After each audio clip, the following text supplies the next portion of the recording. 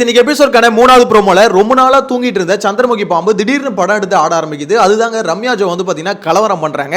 So இதை வந்து பாத்தீங்கன்னா லாஸ்ட் வீக்கெண்டே சொல்லியிருந்தாங்க, நான் இந்த வீக் வந்து சும்மா இருக்க போறதில்ல, சும்மா சின்ன சின்ன பிரச்சனையை கூட கலவரமா பண்ண போறோம் அப்படின்ற மாதிரி ஹிண்ட் அப்பயே கொடுத்தாங்க. ஸோ அதை இப்போ வந்து ஆரம்பிச்சிருக்காங்க அப்படின்ற மாதிரி தான் சொல்லணும். மேட்டர் என்னன்னு பாத்தீங்கன்னா எஃப்ஜேக்கும் ரம்யா ஜோக்கும் முட்டுது. இதுல வந்து பாத்தீங்கன்னா எஃப்ஜே ரம்யா ஜோ ரெண்டு பேருமே பாத்தீங்கன்னா அன்பு கேங் தான். ஸோ அப்படி இருக்கும்போது அந்த கேங்ல இருக்கவங்களுக்குள்ளே சண்டை போடும்போது கண்டிப்பா ரம்யா ஜோ ஓகே ஒரு ஸ்டாண்ட் எடுத்துட்டாங்க, இதுக்கப்புறம் வந்து சண்டை தான் அப்படின்ற மாதிரி முடிவு பண்ணிட்டாங்கன்ற மாதிரி தான் தோணுது. சோ என்ன மேட்ரு, எதுக்கு இவங்க ரெண்டு பேரும் அடிச்சுக்காங்க, இது ரெண்டு பேர்ல யார் பக்கம் நியாயம் இருக்கு, உண்மையிலே எஃப்ஜே பாவமா இல்லையா அப்படின்றத டீடைலா பார்க்க போறோம். சேனலை ஃபர்ஸ்ட் டைம் பார்த்தீங்கன்னா சப்ஸ்கிரைப் பண்ணிட்டு வீடியோ லைக் பண்ணி வச்சுக்கோங்க. ஆக்சுவலா விஷயம் என்ன தெரியுமா, இந்த டாஸ்க்கை பொறுத்த வரைக்கும் ரொம்பவே கஷ்டப்படுற ரெண்டு ஜீவன்கள், அதாவது ஸ்கூல் டாஸ்க்கை பொறுத்த வரைக்கும் சொல்றேன், ஒன்னு பார்வதி இன்னொன்னு எஃப்ஜே. ஏன்னா இந்த ரெண்டு பீஸ் தான் பார்த்தீங்கன்னா வேலை செஞ்சுக்கிட்டே இருக்குங்க.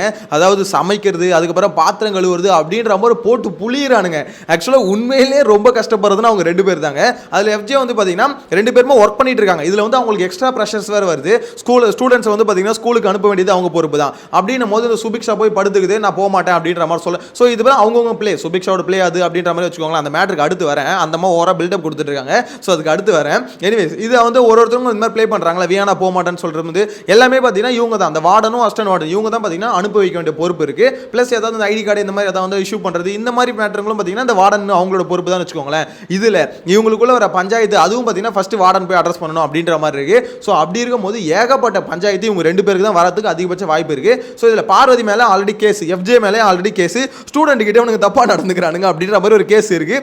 நான் சொல்லியிருந்தேன்ல, எஃப்ஜே வந்து பார்த்தீங்கன்னா வியானா கூட தப்பாக நடந்துக்கிறாரு. தப்பான மீன்ஸ் அதாவது ஸ்டூடெண்ட்ஸ் கிட்ட அப்படி பிஹேவ் பண்ணக்கூடாது, அதை வந்து எஃப்ஜே பண்ணுறாரு அப்படின்ற ஒரு குற்றச்சாட்டு இருக்கு. பார்வதி வந்து பார்த்தீங்கன்னா கமுர்தினை வந்து கால அமுக்க வச்சிட்டாங்க, ஸ்டூடெண்ட்டே கால அனுப்பிக்கிறாங்க அப்படின்ற ஒரு குற்றச்சாட்டு இருக்கு. ஸோ இதெல்லாம் ஹேண்டில் பண்ணிட்டு இருக்கும் போது எஃப்ஜே சொன்ன மேட்ரு என்னன்னா, இந்த மாதிரி வந்து சாப்பாடு வந்து கேட்க வரீங்க, வந்து இது மாதிரி எனக்கு கொடு அப்படின்ற மாதிரி கேட்குறீங்க, ஃபர்ஸ்ட் முதல்ல எல்லாரும் சேர்ந்து வாங்க, சேர்ந்து வந்தால் தான் கொடுப்போம் அப்படின்ற மாதிரி சொல்றாரு. இது சரியா தப்பா அப்படின்ற மாதிரி கேட்டீங்கன்னா, ஒரு பக்கம் அவரோட ஸ்பேஸ் அது, ஸோ அவங்க ரூல் போடலாம், அவங்களுக்கு அந்த பவர் இருக்கு அப்படின்னும் போது ஒரு கேம் பிளே கரெக்டா பண்றாருன்னு தான் சொல்லலாம். ஆனா இந்த இடத்துல ரம்யா ஜோ வந்து ஃபர்ஸ்ட் கேக்குறாங்க, அப்புறம் முடியாதுன்னு பிரஜன் வராரு. பிரஜன் வந்தோடனே பின்னாடி போய் குத்தி விடாது, நீ எது வந்தாலும் டைரக்டா பேசு அப்படின்ற மாதிரி சொல்றாங்க.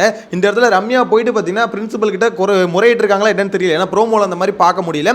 பட் அது சொன்னதுக்கு அப்புறம் இது எஃப்ஜே வந்து பாத்தீங்கன்னா சம காண்டாயிட்டாரு, எது வந்தாலும் முன்னாடி பேசு, பின்னாடி போய் குத்தி விடாது, உனக்கு உடம்பு சரியில்லைன்னா என்கிட்ட தான் சொல்லிருக்கணும். ஏன்னா பிரஜன் வந்து சொல்றாரு இந்த மாதிரி, இந்த பாருப்பா அவங்களுக்கு உடம்பு சரியில்லை, அவங்களுக்கு கொடுத்துரு அப்படின்ற மாதிரி சொல்லுவோம். உடம்பு சரியில்லைன்னா அது முன்னாடி சொல்ல வேண்டியது என்ன, கொடுத்துருப்பல. ஸோ அப்படின்னும் போது எதுக்கு இந்த மாதிரி டிராமா பண்ற அப்படின்ற மாதிரி கேட்டோம்னா ரம்யா ஜோ பொங்கிட்டாங்க. இனிஷியலா பாத்தீங்கன்னா கொஞ்சம் டிராமா தான் ஆரம்பிச்சாங்க, அதுக்கப்புறம் டிராமா வேலைக்கு ஆகாது, சண்டையில இறங்கிட வேண்டியது அப்படின்ற மாதிரி, என்ன நீ இப்படி பண்ணிட்டு இருக்க அப்படின்ற மாதிரி இவர் சொல்றதா எல்லாருமே கேட்கணுமா, இவர் பெரிய இவரு அப்படின்ற மாதிரி சொன்னாங்க பாருங்க. ரம்யா ஜோ இதுதான் நாங்க எதிர்பார்த்தோம், உங்ககிட்ட ஒரு பவர் இருக்கு. ஆக்சுவலாக சேனலும் பார்த்தீங்கன்னா ரம்யா ஜோ வந்து பேக்கப் பண்ணுறதுக்கு காரணம் என்னன்னா, ரம்யா ஜோ சரியான சண்டை போடுற ஒரு பார்ட்டி. அவங்க தான் சொன்னாங்களே, நான் வந்து ரவுடி பொம்பளையாக்கும் அப்படின்ற மாதிரி பார்வதி கிட்ட ஒரு மிரட்டல் கொடுத்தாங்க, ஞாபகம் இருக்கா? ஸோ அப்படிப்பட்ட ரம்யா ஜோ ரொம்ப நாளாக பார்த்தீங்கன்னா அந்த புத்துலேயே போய் அந்த பாம்பு பதுங்கிருச்சு. இப்போ தான் பார்த்தீங்கன்னா புத்தை வந்து உடச்சி நசுக்கி அந்த இடத்த பார்த்தீங்கன்னா கிளியர் பண்ணதுக்கப்புறமா போகிறதுக்கு வழி இல்லாமல் இப்போ வெளியே வந்து தெரியுது அப்படின்ற மாதிரி தான் சொல்ல தோணுது. உண்மையிலே ரம்யா ஜோ வந்து பார்த்தீங்கன்னா எல்லாருமே நிறைய பேர் சொல்கிறது என்னன்னா, இந்த வாரமாக ரம்யா ஜோ தப்பிச்சிரும்பா, கண்டிப்பாக இது எப்படி சொல்கிறது, TTF ticket to finale task வரைக்கும் ரம்யா ஜோ வந்துரும்பா அப்படின்ற மாதிரி சொல்றாங்க. இந்த வாரம் மட்டும் தப்பிச்சாங்கன்னு வச்சுக்கோங்க, கண்டிப்பா நம்மளே ஒத்துக்கணும், ரம்யா ஜோ மாதிரி ஒரு ஆள், ஒரு லக்கியஸ்ட் பர்சன் வந்து இருக்கவே முடியாது. ஏன்னா அந்த அளவுக்கு பார்த்தீங்கன்னா எப்படி அவங்களுக்கு ஓட்டு இல்லைன்றது காலங்காலமாக தெரியுது, ஆனால் எப்படிதான் தப்பிக்கிறாங்கன்னு தெரியல. ஆனால் நிறைய பேர் சொல்றது என்னன்னா, அவங்க இந்த ட்ரூப்ஸ் இருக்குல்ல, அவங்க சைட்லேருந்து நிறைய சப்போர்ட் வருது. ரம்யா ஜோக்கு சவுத் சைடில் வந்து பார்த்தீங்கன்னா நிறைய சப்போர்ட் இருக்கு, அவங்க அந்த ஆடலும் பாட நிகழ்ச்சி இதெல்லாம் பண்றாங்கல்ல, ஸோ இது மூலியமா அவங்களுக்கு நிறைய ஃபேன்ஸ் இருக்கு அப்படின்ற மாதிரிலாம் சொல்றாங்க. எனக்கு தெரியல, உண்மையிலே அது உண்மையா இருக்கும் பட்சத்தில் உங்களுக்கு தெரிஞ்சிருந்தா அதை பற்றி சொல்லுங்க. ஏன்னா நான் பார்த்த வரைக்கும் எனக்கு அது அந்த அளவுக்கு புரிஞ்சிக்க முடியல. ஆனால் சில பேர் சொல்கிறாங்க ரம்யா ஜோக்கு வந்து இல்லை ப்ரோ நீங்கள் நினைக்கிற மாதிரி இல்லை, அவங்களுக்கு வந்து சவுத் சைடில் சப்போர்ட் இருக்குது, ஏன்னா அவங்க அவ்வளோ ஷோஸ் வந்து அவ்வளோ நிகழ்ச்சிகள் வந்து பங்கெடுத்துக்கிறாங்க, ஸோ அவங்களுக்கு நிறைய பேர் வந்து பிடிக்கும் அப்படின்ற மாதிரிலாம் சொல்கிறாங்க. தெரில, நான் சோஷியல் மீடியாவில் பார்த்த வரைக்கும் நான் சில வீடியோஸ் பார்த்தேன் அவங்களுக்கு, எது பார்த்தேன்னா அவங்க வந்து ஆப்போசிட்டில் இருக்கவங்களை திட்டுறதும், ஆப்போசிட்டில் இருக்கவங்க இவங்களை திட்டுறதும், இந்த மாதிரி கலவரமாக போச்சுல, அதை தான் பார்த்தேன். அதை வச்சு தான் எல்லாருக்குமே தெரிய வந்தது, ஓ ரம்யா ஜோ இப்பேற்பட்ட ஆளா, அதாவது இந்த அளவுக்கு டஃப் கொடுத்து சண்டை போடக்கூடிய ஆளா அப்படின்ற மாதிரி தெரிஞ்சுது. ஏன்னா அதுக்கு முன்னாடி நம்ம கெஸ் பண்ணதில்லை, வெளியே பார்த்துட்டு உள்ள பார்க்கறோம் எல்லாருமே அப்பதான் கண்டுபிடிச்சிட்டாங்க, ஏய் இந்த பொம்பளை நடிக்குதுப்பா அப்படின்ற மாதிரி அப்பதான் கண்டுபிடிச்சாங்க. ஏன்னா உனக்கு கோவம் வரலனா கூட பரவாயில்ல, இவ்வளோ கோவப்படுற ஒருத்தவங்க கொஞ்சம் கூட கோவப்படாமல் இருப்பாங்க அப்படின்ற மாதிரி இருந்தது. எனிவேஸ் இந்த இடத்துல பார்த்தீங்கன்னா எஃப்ஜே கிட்ட கோவப்படுறது அவங்க சைடை பொறுத்த வரைக்கும் பிரஜன் கிட்ட அவங்க சொல்லாமல் இருந்தால் அவங்க கோவப்படுறது ஓகே, இருந்தாலும் பிரஜன் கிட்ட இன்கேஸ் அவங்க கம்ப்ளைண்ட் பண்ணியிருந்தா பின்னாடி வந்து எதுவும் குத்தி விடாது அப்படின்னு சொன்னா அவங்க வந்து பொங்கிட்டாங்க. எதுவும் வந்தாலும் நான் டேரக்டாக தான் பேசுவேன், நான் ஏன்டா குத்தி விடணும், நீ தான்டா குத்தி விடுவேன் அப்படின்ற மாதிரி ஏறாங்க. இவங்க ரெண்டு பேருக்குள்ள வர கிளாஷ் கொஞ்சம் நல்லா தான் இருக்குன்னு வச்சுக்கோங்களேன். ஏன்னா அன்பு கேங்குள்ளே இருக்கும்போது யாருக்கு யார் ஸ்டாண்ட் எடுப்பா. சபரி வந்து பார்த்தீங்கன்னா எஃப்ஜேக்கு சப்போர்ட் பண்ணுவாரா இல்லை வந்து ரம்யாவுக்கு சப்போர்ட் பண்ணுவாரா அப்படின்றத வெயிட் பண்ணி பார்க்கணும். இங்கே தான் பார்த்தீங்கன்னா அந்த ஒத்துமை யாருக்கு வந்து ஃபேவர் பண்ணும். ஏன்னா இதுக்கு முன்னாடி ரம்யாக்கும் எஃப்ஜேக்கும் கெமிக்கு ஒரு டைம் சண்டை வரும்போது கூட என்ன பண்ணானுங்க, மொத்த பேர் வந்து கெமி சமாதானப்படுத்திட்டானுங்க. இப்போ கூட இன்டர்வியூல கெமி கழுவி ஊற்றுறாங்க, அந்த இடத்துல கனி சொன்னதெல்லாம் நான் நம்பிட்டேன் அப்படின்ற மாதிரி.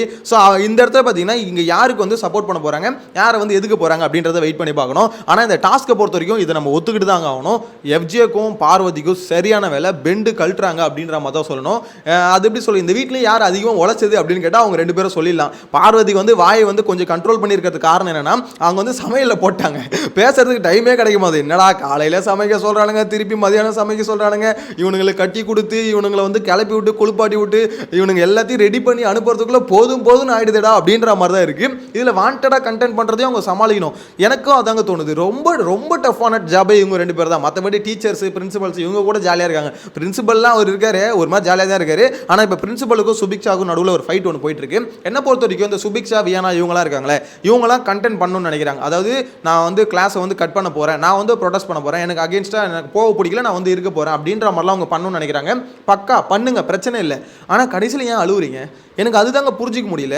ஒரு மாதிரி இவங்களே வாண்டடாக ஒரு பிரச்சனையை கிரியேட் பண்ணுறாங்க. கரெக்டாக அந்த பிரச்சனைன்னு ஒன்று கிரியேட் பண்ணும்போது ரிஃப்ளெக்ஷன் ஒன்று வரும். அவங்க சைட்லேருந்து ஆப்போசிட்டில் இருக்கவங்க இவங்க பண்ணுறதெல்லாம் பார்த்துட்டு பொத்திக்கிட்டு இருப்பாங்களா? கண்டிப்பாக அவங்களும் ஒரு கேள்வி கேட்பாங்களே, அவங்களும் அகேன்ஸ்டாக ஒன்று எப்படி சொல்ல திருப்பி அடிப்பாங்களே, அதை தாங்கணும்ல. அதை தாங்க முடியலன்னா அப்புறம் எதுக்கு பிரச்சனை ஆரம்பிக்கிறீங்க?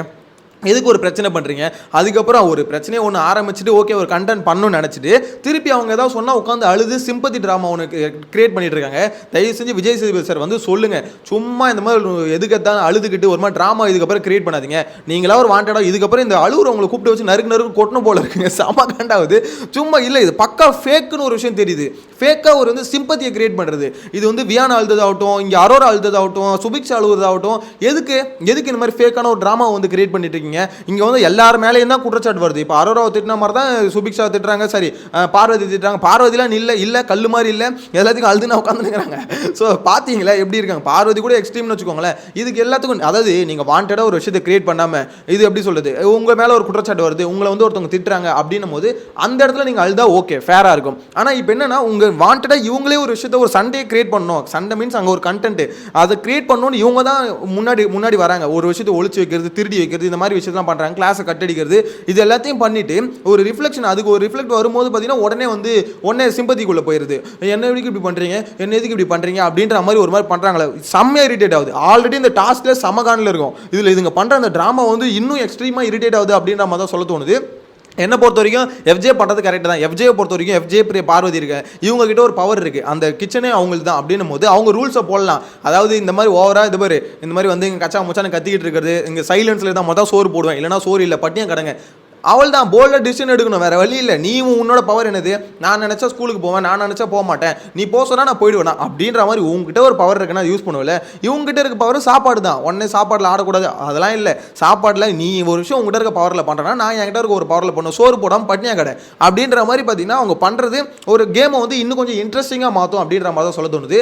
எப்போவுமே இந்த மாதிரி பார்த்தீங்கன்னா ஒரு கான்செப்ட் சண்டை எல்லாம் கிரியேட் ஆகும். இதில் வந்து யார் வார்த்தையை விடுறாங்களோ அவங்க மாட்டிப்பாங்க, வார்த்தையை விடாதவங்க மாட்ட மாட்டாங்க. இவ்வளோ தான் டிஃப்ரெண்ட். ஓகேங்களா? இப்போ இந்த இடத்துல பார்த்தீங்கன்னா இது எஃப்ஜேக்கும் ரம்யாக்கும் சண்டை வருதுன்னு வச்சுக்கோங்களேன். இதில் யார் வந்து ஃபர்ஸ்ட் வார்த்தையை விடுவாங்களோ அவங்க தான் விஜய் சேதுபதி கிட்ட ஒரு பலியாடு மாதிரி மாட்டிப்பாங்க. அதாவது நீ ஏன் வார்த்தையை விட்ட அப்படின்ற ஒரு டாபிக் தான் அங்கே போகுமே தவிர இந்த பிரச்சனை ஏன் வந்ததுன்னு விஜய் சேதுபதி கேட்கவே மாட்டார். ஏன்னா இது வரைக்கும் அவர் கேட்டதே இல்லை. அவரை பொறுத்த வரைக்கும் இந்த டாஸ்க்குள்ளே நடக்கிறது வந்து இன்வால்வ் ஆக மாட்டார். டாஸ்க்குள்ளே நீங்கள் என்ன வேணா பண்ணிக்கோங்கன்னு சொல்லுவார். ஆனால் அதில் வர வார்த்தையும் அதில் நீங்கள் அடிக்க போனால் இது 2 விஷயத்தை மட்டும் தான் அட்ரஸ் பண்ணார தவிர மற்றபடி நீங்கள் அடிக்காமல் அதே மாதிரி பார்த்தீங்கன்னா வார்த்தையை விடாமல் இந்த டாஸ்க்கை என்ன வேணா பண்ணிக்கலாம் அப்படின்ற மாதிரி தான் சொல்ல தோணுது. ஸோ உங்களோட கருத்தை மறக்காம கமெண்ட்டில் மென்ஷன் பண்ணுங்கள். நெக்ஸ்ட் வீடியோவில் மீட் பண்ணலாம். Bye by.